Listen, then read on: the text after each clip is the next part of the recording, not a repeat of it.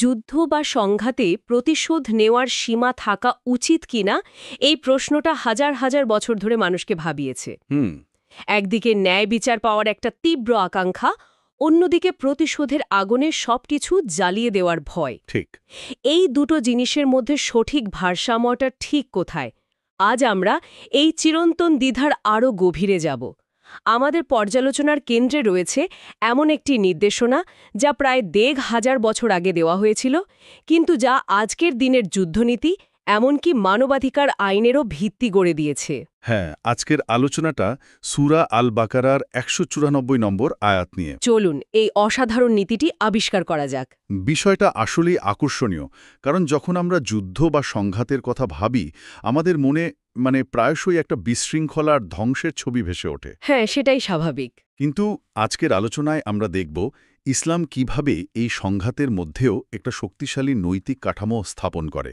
এই আয়াতটা শুধু একটা ধর্মীয় নির্দেশ নয়, এটা আত্মরক্ষা, ন্যায় বিচার আর সবচেয়ে গুরুত্বপূর্ণভাবে আত্মনিয়ন্ত্রণের এক সার্বজনীন নীতি। আর এটা ভাবতেও অবাক লাগে যে এই নীতিগুলো আধুনিক জাস্ট ওয়ার থিওরি বা জেনেভা কনভেনশনের মূল ধারণার সঙ্গে কতটা মিলে যায়। একদম, যা কিনা তৈরি হয়েছে শত শত বছরের যুদ্ধ আর রক্তপাতের অভিজ্ঞতার পর। তাহলে আর দেরি কেন? প্রথমে আয়াতটি সম্পর্কে জেনে নেওয়া যাক। অবশ্যই, আমরা সূরা আল বাকারার ১৯৪ নম্বর আয়াতটি নিয়ে কথা বলছি। আমি প্রথমে আয়াতটি তেলাওয়াত করছি। আশ-শাহরুল হারামু বিশ-শাহরিল হারামি ওয়াল হুরুমাতু কিসাস ফামানিতাদা আলাইকুম ফাতাদু আলাইহি বিমিসলি মাতাদা আলাইকুম ওয়াত্তাকুল্লাহ ওয়ালামু আন্নাল্লাহা মাআল মুত্তাকিন। এর বাংলা অর্থটা যদি একটু বুঝিয়ে বলেন। এর অর্থ হল, পবিত্র মাস পবিত্র মাসের বিনিময়ে আর সব অলঙ্ঘনীয় বিষয়ের জন্য রয়েছে কিসাস, মানে সমপরিমাণ প্রতিশোধ। সুতরাং যে তোমাদের ওপর আক্রমণ করবে তোমরাও তার ওপর ঠিক তেমনি আক্রমণ করবে যেমন সে করেছে, আর আল্লাহকে ভয় করতে থাকো এবং জেনে রাখো যে আল্লাহ অবশ্যই মুত্তাকিদের সঙ্গে আছেন। যে কোনো নির্দেশনার অর্থ পুরোপুরি বুঝতে হলে তার প্রেক্ষাপট জানাটা খুব জরুরি। ঠিক কী এমন পরিস্থিতি তৈরি হয়েছিল যে এই ধরনের একটি সুনির্দিষ্ট নির্দেশনা দেওয়ার প্রয়োজন হল? চমৎকার প্রশ্ন। এর প্রেক্ষাপটটা জানতে হলে আমাদের প্রায় ১৪০০ বছর পেছনে আরবের সেই সময়ে ফিরে যেতে হবে। আচ্ছা। তৎকালীন আরবে গোত্রীয় সংঘাত ছিল একটা নিত্য নৈমিত্তিক ব্যাপার, কিন্তু এই বিশৃঙ্খলার মধ্যেও স্থিতিশীলতা আনার জন্য একটি প্রাচীন প্রথা চালু ছিল। কীরকম প্রথা? বছরের ৪টি মাসকে, জিলকদ, জিলহজ, মহররম এবং রজব, এগুলোকে হারাম মাস বা পবিত্র মাস হিসাবে গণ্য করা হতো। এই সময়টায় সব ধরনের যুদ্ধবিগ্রহ, লুটতরাজ কঠোরভাবে নিষিদ্ধ ছিল। ও, তার মানে এটা ছিল সেই সময়ের এক ধরনের আন্তর্জাতিক শান্তি চুক্তি বা পিস ট্রিটির মতো। ঠিক তাই। এটা ছিল একটা অলিখিত যুদ্ধবিরতি, যা বাণিজ্য, তীর্থযাত্রা এইসব কিছু নিরাপদ রাখত। কিন্তু ইসলামের প্রাথমিক যুগে মক্কার কুরাইশরা মুসলিমদের ওপর এতটাই ক্ষিপ্ত ছিল যে তারা এই পবিত্র নিয়মও ভাঙতে শুরু করে। মানে তারা এই অলঙ্ঘনীয় নিয়মও মানেনি? না, বিশেষ করে হুদাইবিয়া সন্ধির পরের বছর যখন মুসলিমরা উমরা পালনের জন্য মক্কার দিকে যাচ্ছিলেন, তখন কুরাইশরা তাদের বাধা দেয়, এমনকি পবিত্র মাসেও আক্রমণের হুমকি দেয়। তখন তো মুসলিমদের জন্য পরিস্থিতিটা খুব জটিল হয়ে গিয়েছিল নিশ্চয়ই। ভীষণ জটিল। তাদের মনে এক গভীর নৈতিক সংকট তৈরি হয়। একদিকে আল্লাহর নির্দেশ অনুযায়ী পবিত্র মাসে যুদ্ধ করা হারাম, অন্যদিকে শত্রুরা সেই সুযোগ নিয়ে আক্রমণ করছে। তারা কি হাত পা গুটিয়ে বসে মার খাবে, নাকি আত্মরক্ষা করতে গিয়ে নিজেরাই নিয়ম ভাঙবে? তার মানে এটা ছিল একটা উভয় সংকট, একদিকে ধর্মীয় অনুশাসন, অন্যদিকে অস্তিত্ব রক্ষার লড়াই। একদম ঠিক এই জটিল মুহূর্তেই আয়াতটি নাজিল হয়। চলুন আয়াতের প্রতিটি অংশ ধরে ধরে বিশ্লেষণ করি। প্রথম অংশ বলছে পবিত্র মাস পবিত্র মাসের বিনিময়। এর মানে কি? এটা শেফ টিট ফর ট্যাট বা যেমন কর্ম তেমন ফলের মতো কিছু? আপাতদৃষ্টিতে তা মনে হতে পারে, কিন্তু এর অর্থ আরও গভীর। এর মাধ্যমে দুটো জিনিস প্রতিষ্ঠা করা হয়েছে। প্রথমত, রেসিপ্রোসিটি বা পারস্পরিকতার নীতি। পারস্পরিকতা? হ্যাঁ, অর্থাৎ সম্মান একতরফা হতে পারে না। যদি এক পক্ষ পবিত্র মাসের সম্মান রক্ষা করে, তবে অন্য পক্ষও তা করতে বাধ্য। কিন্তু যদি শত্রুপক্ষ সেই সম্মান লঙ্ঘন করে আক্রমণ করে, তবে আক্রান্ত পক্ষের হাত থেকে আত্মরক্ষার অধিকার কেড়ে নেওয়া হবে না। আচ্ছা, বোঝা গেল। আর দ্বিতীয়ত, এটা আগ্রাসনকে প্রতিহত করার একটা বার্তা দেয়। এটা বলে যে পবিত্রতার দোহাই দিয়ে দুর্বলকে আক্রমণ করা যাবে না। যদি করো, তবে সেই পবিত্রতার সুরক্ষা তুমিও পাবে না। এরপর বলা হয়েছে সব অলঙ্ঘনীয় বিষয়ের জন্য রয়েছে কিসাস বা সমপরিমাণ প্রতিশোধ। এই কিসাস বা সমপরিমাণ প্রতিশোধের ধারণাটা তো খুবই শক্তিশালী, কিন্তু বাস্তবে সমান প্রতিশোধ মাপা কি আদৌ সম্ভব? আপনি একেবারে মূল জায়গায় প্রশ্নটি করেছেন। এখানেই এই আয়াতের সৌন্দর্য। কিসাস বা সমতার নীতিকে অনেকে চোখের বদলে চোখ ধারণার সাথে মিলিয়ে ফেলেন। হ্যাঁ, সেটাই তো মনে হয়। কিন্তু দুটোর মধ্যে একটা মৌলিক পার্থক্য আছে। চোখের বদলে চোখ নীতিটি অনেক সময় একটা বাধ্যতামূলক প্রতিশোধের নির্দেশ দেয়, কিন্তু কুরআনের এই নীতিটি প্রতিশোধের একটা সর্বোচ্চ সীমা নির্ধারণ করে দেয়। ওয়াও! এটা সীমা নির্ধারণ করে। একদম। এটা বলছে না যে প্রতিশোধ নিতেই হবে, বরং বলছে যদি প্রতিশোধ নিতেই হয় তবে তার সীমা হবে আক্রমণের সমান, এক চুলও বেশি নয়। এটা প্রতিশোধের লাগাম টেনে ধরে। ব্যাপারটা বেশ ইন্টারেস্টিং। ব্যাপারটা অনেকটা নিউটনের তৃতীয় সূত্রের মতো। প্রত্যেক ক্রিয়ারই একটি সমান ও বিপরীত প্রতিক্রিয়া আছে। তবে এখানে একটি নৈতিক শর্ত জুড়ে দেওয়া হয়েছে। প্রতিক্রিয়া যেন মূল ক্রিয়ার চেয়ে বড় না হয়ে যায়। দারুণ তুলনা। তার মানে এটা প্রতিশোধের নির্দেশ নয়, বরং প্রতিশোধের মাত্রা বা সীমা নির্ধারণের নির্দেশ। আয়াতের পরের অংশে তো এই বিষয়টি আরও স্পষ্ট করা হয়েছে। সুতরাং যে তোমাদের উপর আক্রমণ করবে, তোমরাও তার উপর ঠিক তেমনই আক্রমণ করবে যেমন সে করেছে। ঠিক তাই। এটিই হল সমানুপাতিকতা বা প্রপোর্শনালিটির নীতি। এটি আত্মরক্ষার অধিকারকে স্বীকৃতি দিচ্ছে, কিন্তু সেই অধিকারকে একটি কঠোর নৈতিক শৃঙ্খলে বেঁধে ফেলছে। কিভাবে? যেমন, যদি শত্রু একজন সৈন্যকে হত্যা করে, তবে প্রতিশোধ নিতে গিয়ে 10 জন সৈন্যকে হত্যা করা যাবে না। যদি তারা একটি সামরিক ঘাঁটি ধ্বংস করে, তার বিনিময়ে পুরো শহর জ্বালিয়ে দেওয়া যাবে না। এখানে আবেগ, ক্রোধ বা জাতিগত ঘৃণার কোনো স্থান নেই। প্রতিরোধ হতে হবে সুনির্দিষ্ট, পরিমিত এবং শুধুমাত্র আগ্রাসনে জবাবে। নিষ্ক্রিয় হয়ে অত্যাচার সহ্য করতে বলা হয়নি, কিন্তু প্রতিশোধের নামে অত্যাচারী হতেও কঠোরভাবে নিষেধ করা হয়েছে। কিন্তু যুদ্ধের উত্তেজনায় যখন অ্যাড্রেনালিন তুঙ্গে, তখন এই ধরনের আত্মনিয়ন্ত্রণ তো প্রায় অসম্ভব মনে হয়। এখানেই কি আয়াতের পরবর্তী অংশের গুরুত্ব, যেখানে বলা হচ্ছে আর আল্লাহকে ভয় করতে থাকো? একদম। এটি হলো এই নীতির রক্ষা কবচ, একটা মরাল সেফটি নেটের মতো। যুদ্ধের ময়দানে সবচেয়ে বড় শত্রু হল নিজের ভেতরের ক্রোধ আর প্রতিশোধের স্পৃহা। ঠিক।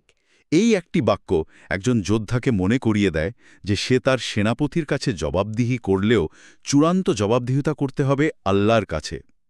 আল্লাহকে ভয় করো মানে হলো এটা মনে রাখা যে প্রতিটি কাজের হিসাব নেওয়া হবে। আর এর ফলে সীমা লঙ্ঘনের প্রবণতা কমে আসে। হ্যাঁ, প্রতিরোধ করতে গিয়ে যেন নিরপরাধ মানুষের রক্ত না ঝরে, বেসামরিক নারী, শিশু, বৃদ্ধ যেন আক্রমণের শিকার না হয়, শত্রুপক্ষের উপাসনালয় বা ক্ষেতখামার যেন ধ্বংস করা না হয়, এই সব কিছুই এই একটি নির্দেশের অন্তর্ভুক্ত। বাহ! এটি একটি নৈতিক ব্রেক, যা ক্ষমতা থাকা সত্ত্বেও সীমা লঙ্ঘন করতে বাধা দেয়। এবং সবশেষে বলা হচ্ছে, জেনে রাখো যে আল্লাহ অবশ্যই মুত্তাকিদের সঙ্গে আছেন। এখানে মুত্তাকি বলতে ঠিক কাদের বোঝানো হচ্ছে? সাধারণভাবে তো আমরা ধার্মিক বা পরহেজগার বুঝি। এই আয়াতে মুত্তাকি শব্দের অর্থ আরও নির্দিষ্ট। এখানে মুত্তাকি হলেন তারা যারা শক্তি এবং অধিকার থাকা সত্ত্বেও নিজেদের নিয়ন্ত্রণে রাখেন। আচ্ছা। যারা ব্যক্তিগত ক্রোধ বা প্রতিশোধের আকাঙ্ক্ষার ঊর্ধ্বে উঠে ন্যায় বিচারের নীতিকে আঁকড়ে ধরেন। যারা যুদ্ধের ময়দানেও নৈতিকতার সীমা লঙ্ঘন করেন না। আল্লাহ বলছেন তার সাহায্য সেই বিশৃঙ্খল বাহিনীর সাথে থাকবে না যারা কেবল ধ্বংসলীলা চালায়, বরং তার সাহায্য থাকবে সেই সুশৃঙ্খল এবং আত্মনিয়ন্ত্রিত বাহিনীর সাথে যারা ন্যায় প্রতিষ্ঠার জন্য লড়ে। ঠিক তাই। আমি এতদিন ভেবেছিলাম যুদ্ধের নিয়মকানুন আধুনিক যুগের আবিষ্কার, কিন্তু আপনি যা বলছেন তাতে মনে হচ্ছে মানবাধিকার বা সমানুপাতিকতার ধারণাগুলো নতুন কিছু নয়, বরং এর শিকড় আরও অনেক গভীরে। অবশ্যই। তত্ত্বগতভাবে শুনতে যতটা সহজ লাগছে, বাস্তবে সমান প্রতিশোধ প্রয়োগ করা তো বেশ কঠিন হওয়ার কথা। এর কোনো বাস্তব উদাহরণ কি ইতিহাসে পাওয়া যায়? অবশ্যই। ইসলামের ইতিহাসে এর অনেক উদাহরণ আছে। যেমন খায়বারের যুদ্ধের সময় যখন একটি দুর্গ জয় করা হলো তখন একজন মুসলিম সেনা ক্ষুধার তাড়নায় ইহুদিদের ক্ষেত থেকে কিছু সবজি তুলে নিয়েছিল। নবী মোহাম্মদ সাল্লাল্লাহু আলাইহি ওয়াসাল্লাম এটা জানতে পেরে প্রচণ্ড রেগে যান এবং নির্দেশ দেন যে বিজিত এলাকার মানুষের সম্পদে হাত দেওয়া যাবে না যতক্ষণ না তা যুদ্ধের নিয়মানুযায়ী বণ্টিত হয়। আচ্ছা। আরেকটি অসাধারণ উদাহরণ হল মক্কা বিজয়ের দিন। হ্যাঁ, এটা তো এক ঐতিহাসিক ঘটনা। তার সবচেয়ে বড় শত্রুরা যারা তাকে হত্যা করতে চেয়েছিল তাকে নিজ বাড়ি থেকে বিতাড়িত করেছিল, তার সঙ্গীদের ওপর অবর্ণনীয় অত্যাচার করেছিল। তারা সবাই তার সামনে পরাজিত অবস্থায় দাঁড়িয়ে। তিনি চাইলেই ভয়ঙ্কর প্রতিশোধ নিতে পারতেন। পারতেন তো বটেই। কিন্তু তিনি সীমালঙ্ঘন করেননি, বরং সাধারণ ক্ষমা ঘোষণা করেছিলেন। এইগুলোই হল ক্ষমতার সর্বোচ্চ শিখরে থেকেও তাকওয়া বা আল্লাভীতি অবলম্বনের বাস্তব উদাহরণ। ভাবা যায়, জেনেভা কনভেনশনের মূলনীতি যা নিয়ে এত আইনকানুন, তার একটা সংস্করণ ১৪০০ বছর আগেই একটি আয়াতে স্পষ্টভাবে বলা হয়েছে এবং বাস্তবে প্রয়োগও করা হয়েছে। এটা তো এক কথায় অবিশ্বাস্য। এখন প্রশ্ন হল, সেই ১৪০০ বছর আগের কথা আজকের দিনে কতটা খাটে? মানে আজকের দুনিয়ায় এর প্রাসঙ্গিকতা ঠিক কোথায়? এর প্রাসঙ্গিকতা আজ হয়তো আগের চেয়েও বেশি। আমরা কয়েকটি দিক থেকে দেখতে পারি। প্রথমত, আন্তর্জাতিক আইনের দৃষ্টিকোণ থেকে। আচ্ছা। আজকের দিনে জাস্ট ওয়ার থিওরি বা ন্যায্য যুদ্ধের ধারণার দুটো মূল ভিত্তি হল জাস অ্যাট বেলম, মানে যুদ্ধ শুরু করার ন্যায্যতা, এবং জাস এন বেলো, মানে যুদ্ধের মধ্যে আচরণবিধি। রাইট। এই আয়াতটি দুটো বিষয়ই কথা বলে। এটি বলছে যুদ্ধ শুরু করা যাবে কেবল আত্মরক্ষার জন্য, যা হল জাস্ট অ্যাট বেলম, এবং যুদ্ধের মধ্যে সমানুপাতিকতার নীতি বা প্রপোর্শনালিটি মেনে চলতে হবে। নিরপরাধ মানুষকে হত্যা করা যাবে না, এটা হলো জাস্ট ইন বেলো। তার মানে আধুনিক যুদ্ধাপরাধের বিচারের পেছনেও এই একই দর্শন কাজ করে। একদম। আর সমাজবিজ্ঞানের দৃষ্টিতে এর কি প্রভাব থাকতে পারে? সমাজবিজ্ঞানের দৃষ্টিতে প্রভাব আরও গভীর। সমাজে বা আন্তর্জাতিক সম্পর্কে যখন প্রতিশোধের মাত্রা লাগাম ছাড়া হয়ে যায়, তখন একটি সাইকেল অফ ভায়োলেন্স বা সংহিংসার চক্র তৈরি হয়, যেটা থামানো প্রায় অসম্ভব হয়ে পড়ে। ঠিক। এক পক্ষ ১০ জনকে মারলে অপর পক্ষ প্রতিশোধ নিতে ২০ জনকে মারে, এরপর তারা আবার ৪০ জনকে মারে। এই চক্র চলতেই থাকে প্রজন্ম থেকে প্রজন্মান ধরে। কিন্তু এই সমান প্রতিশোধ নীতিটি এই চক্রকে শুরুতেই ভেঙে দেওয়ার একটা পথ দেখায়। এটা প্রতিশোধের স্পৃহাকে সীমিত করে এবং একটি নির্দিষ্ট সীমার মধ্যে আটকে ফেলে। অনেকটা আগুনের মতো, তাই না? একটা স্ফুলিঙ্গ থেকে দাবানল হয়ে যেতে পারে। খুব ভালো বলেছেন। এই আয়াতটি সেই দাবানল থামাতে একটি ফায়ার ব্রেক বা অগ্নি প্রতিরোধক লাইন তৈরি করে দেয়। তার মানে এই নীতি শুধু যুদ্ধের ময়দানের জন্য নয়, বরং যে কোনো সংঘাতপূর্ণ সমাজেও শান্তি ফিরিয়ে আনার একটি মডেল হতে পারে। একদম। এটি প্রতিশোধের আবেগকে ব্যক্তিগত স্তর থেকে সরিয়ে একটি প্রাতিষ্ঠানিক ও নিয়ন্ত্রিত স্তরে নিয়ে আসে।